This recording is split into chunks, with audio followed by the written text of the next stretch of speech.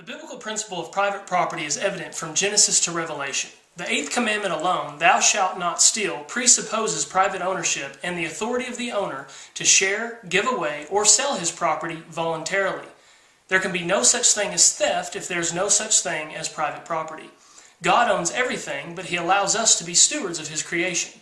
This automatically rules out any act of government to restrict, take away, or redistribute your land, house, vehicles, guns, etc.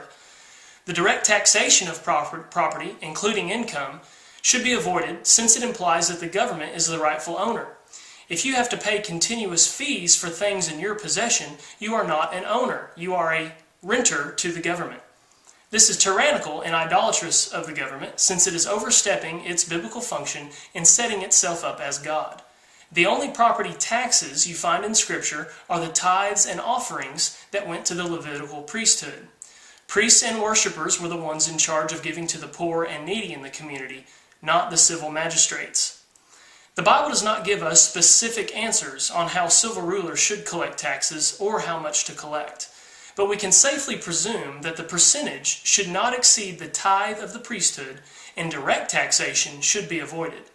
In 1 Samuel chapter 8, verses 4 through 22, the Israelites wanted a king like the pagan nations instead of a godly king. God warned them that this king would be a tyrant who would enslave them, expand wars, redistribute wealth, and demand a 10% tax on their property.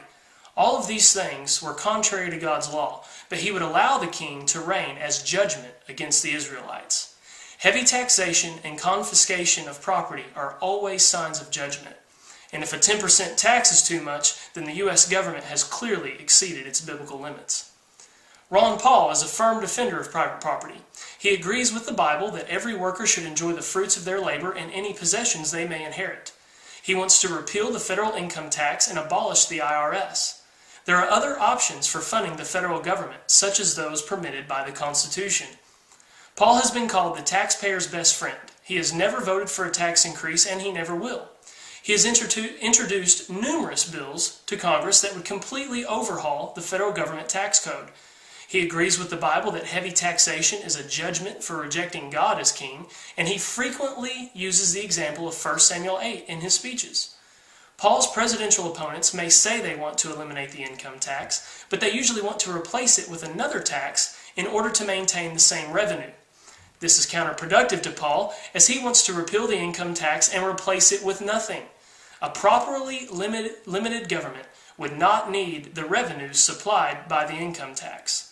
Spending is the primary problem in Washington, and Paul is the only Republican candidate serious about reducing the size and scope of government.